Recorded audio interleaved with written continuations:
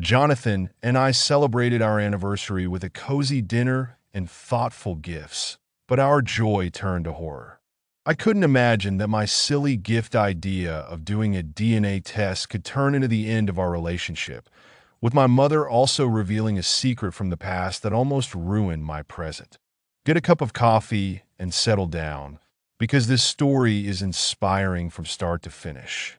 Don't forget to like and subscribe for more inspiring stories. My boyfriend and I were having dinner at home that evening.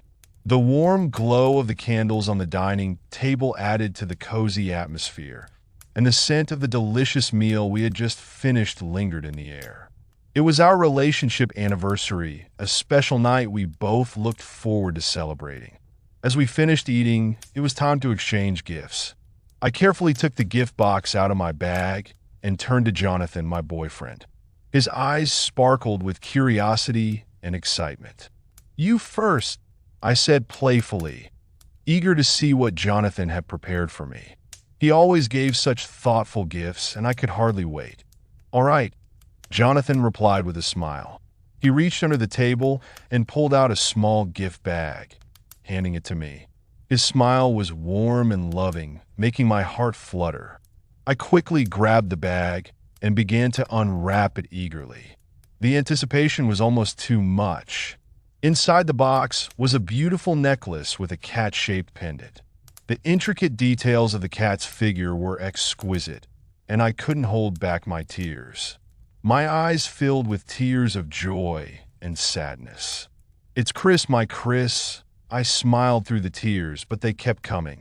They were tears of mixed emotions, a blend of happiness and the lingering sadness of losing my beloved cat.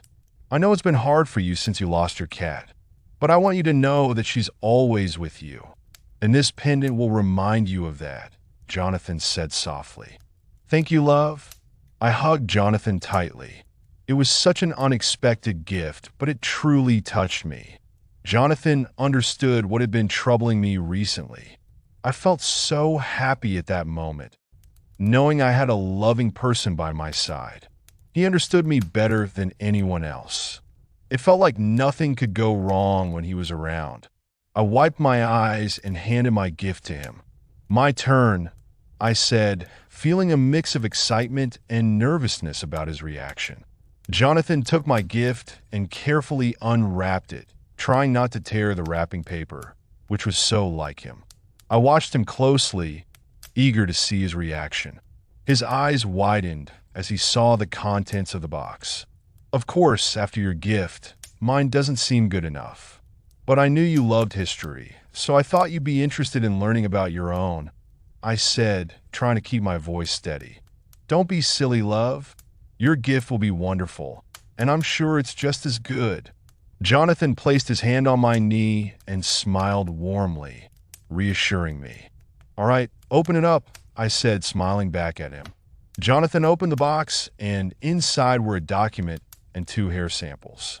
His eyes lit up with excitement as he realized what it was. "Is this what I think it is?" Jonathan asked eagerly, reading the document. "I remembered you wanted to do a DNA ancestry test, but kept putting it off. I thought you'd enjoy doing it, and there was an option to do a couple's test, so I took advantage of that," I explained, feeling a sense of relief that he seemed to like it. "Thank you. You remembered. You know how much I love these things. Let's check it out right away. I bet I have some Irish blood," Jonathan said, his enthusiasm infectious. I smiled with relief. I had been worried about whether he would like it, but seeing his excitement, I felt reassured. I walked over to him to look at the results together. We laughed and joked as we compared our ancestors, feeling a sense of adventure in discovering our roots. But suddenly, Jonathan's face turned pale. The color drained from his cheeks, and his eyes widened in shock. "This can't be," he whispered, his voice trembling. "What's wrong?" I asked, my heart pounding with anxiety. He pointed to a section of the document that indicated we were related. The test showed that our DNA had familial ties. My heart sank as I read the words, my mind racing to make sense of it. This must be a mistake. I said with my voice barely above a whisper. Our wonderful evening turned into a nightmare in an instant. We both sat in silence, unsure of what to do next. The joy and laughter that had filled the room just moments ago were replaced with confusion and fear.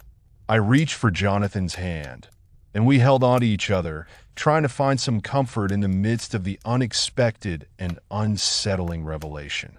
The next day, while Jonathan was at work, I went to my mother's house to ask about what I had discovered. The test results had been a shock, and since seeing them, Jonathan and I had grown distant. We were both in a state of confusion, not knowing how to react. Was this the end for us? I didn't want it to be, but could we continue being together if we were relatives? It felt wrong. I felt terrible. This was the worst thing that could happen. When I arrived at my mom's house, I struggled to find the words. My stomach churned and my heart raced. Mom immediately noticed something was wrong. "Honey, what happened?" "You don't seem yourself," she said, her eyes full of concern. "Mom, I don't know what to do. Everything is terrible," I said, my voice breaking. "Come in, dear." Mom invited me inside, guiding me to the living room. "Sit down and tell me what's going on." I took a deep breath, trying to steady my nerves. "Mom, yesterday the DNA test results for Jonathan and me came back. It showed that we are related. Can you explain this?" Mom's face paled, and she sat down heavily on the couch. She looked deeply troubled, but eventually she spoke. "I think I know the answer to your question." She got up and went to a dusty shelf, pulling down an old photo album. She wiped it off and sat down next to me. "I knew I'd have to tell you the truth someday, but I never thought it would be under these circumstances." "What are you talking about, Mom?" I asked, feeling a sinking sensation in my stomach. "Your father, Sam, isn't your biological father," she said, her voice barely above a whisper. "What? Why didn't you ever tell me?" "Does Dad know?" I exclaimed, my mind reeling. I didn't know how to approach it. "I never thought you'd start dating a relative of your biological father." "Sam doesn't know, and it's best if it stays that way," she explained, her eyes filling with regret. "But why? Did you cheat on Dad?" I asked, my voice shaking. "It wasn't quite like that. Back then, your father and I didn't know how serious things were between us. I was young, and your father was so unsure and inconsistent.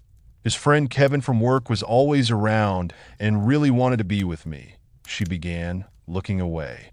"I don't know any of Dad's friends named Kevin," I said, trying to piece everything together.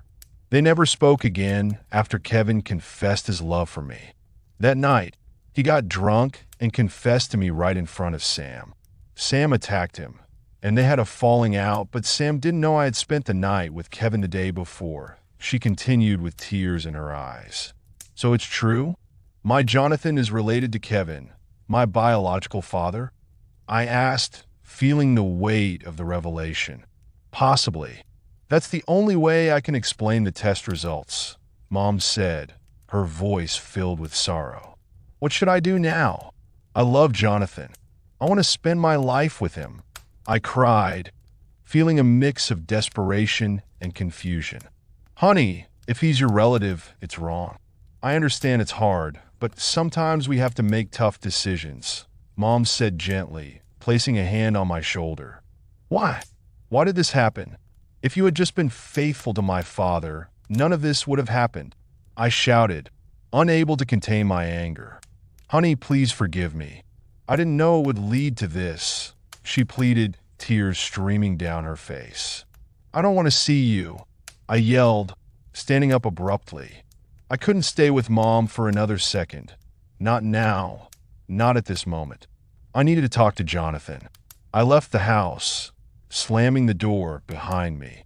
My mind was a whirlwind of emotions. Anger, sadness, confusion. How could my mother keep such a secret from me? How could she let this happen?